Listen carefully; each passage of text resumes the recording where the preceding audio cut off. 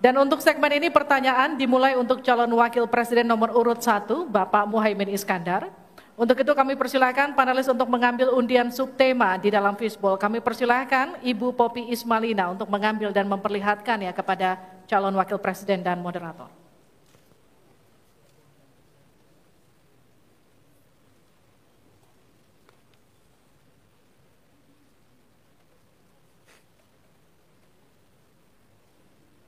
Silakan diperlihatkan.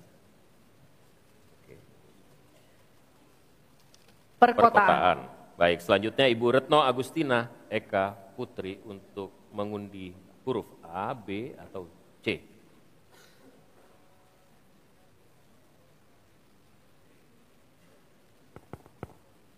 Silakan diperlihatkan huruf B. Perkotaan huruf B. Perkotaan huruf B.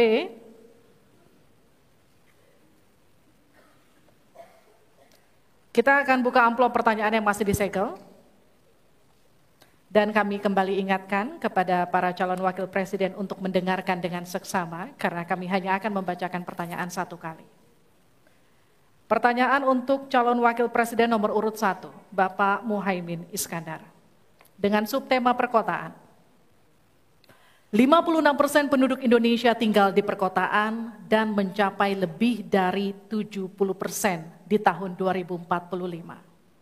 Permasalahan akan semakin kompleks, seperti transportasi publik, sampah, dan kawasan kumuh.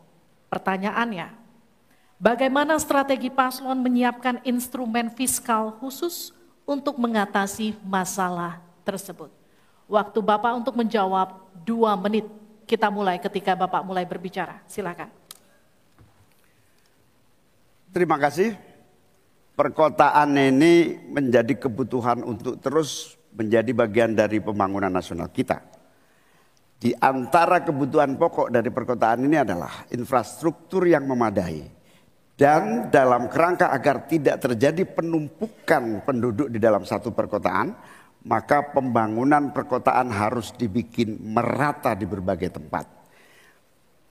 Kami memiliki satu tekad bahwa di dalam pemerintahan yang akan datang minimal harus dibangun 40 kota baru yang selevel dengan Jakarta.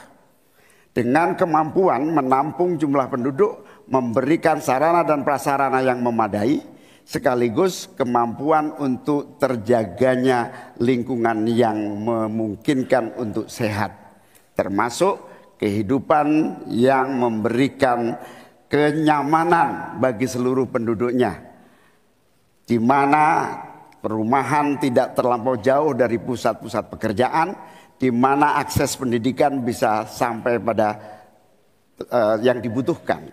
Sementara fiskal yang dibutuhkan, kita harus pandai-pandai mengambil prioritas. Sekali lagi, kita bukan setuju atau tidak setuju IKN. Yang paling penting adalah prioritas kepemerataan dan keadilan agar terbangun kota-kota sehingga sarana air bersihnya terwujud.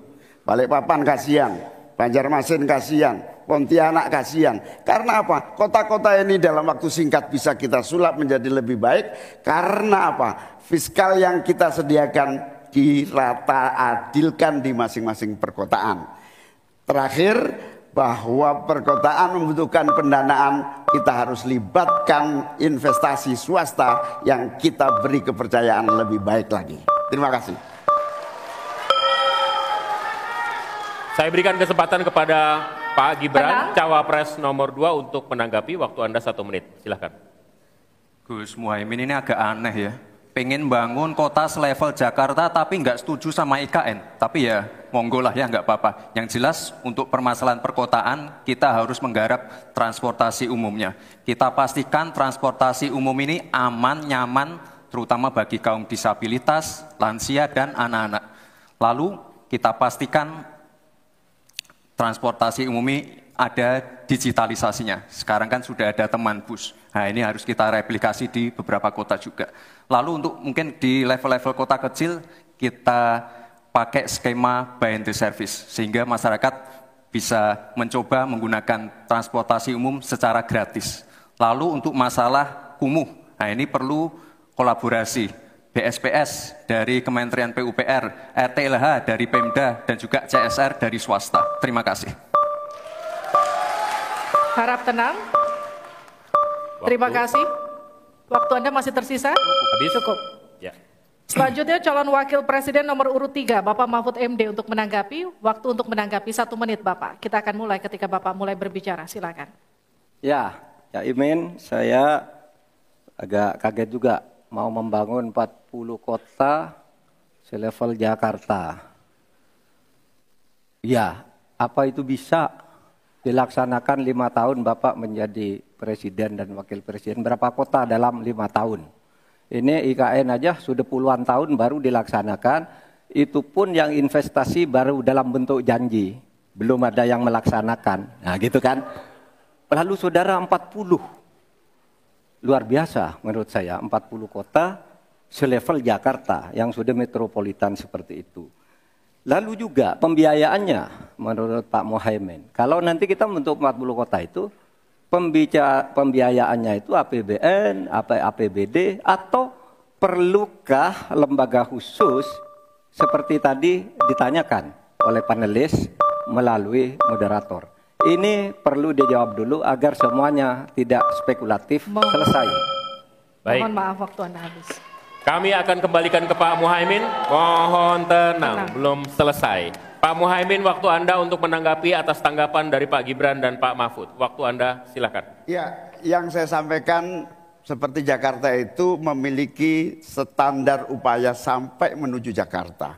Di mana tentu kota-kota yang potensial cukup disentuh dengan beberapa anggaran yang menumbuh kembangkan. Misalnya Pontianak, 1 tahun cuma 1 triliun. Bagaimana kalau 1 tahun kita bisa investasikan pengembangan kota hingga 3 triliun, 5 triliun. APBN kita cukup. Apalagi kalau seperti yang sampaikan Pak Gibran tadi, melibatkan berbagai cara pembiayaan yang melibatkan baik itu swasta maupun CSR. Jadi apa yang saya sampaikan selevel Jakarta itu target utama. Tetapi yang lebih penting dari itu adalah infrastruktur yang dibutuhkan dipersiapkan dari potensi yang sudah ada. Sehingga dalam waktu singkat kota-kota 40 kota itu benar-benar sudah menggunakan potensi yang sudah dimiliki yang ada. Habis.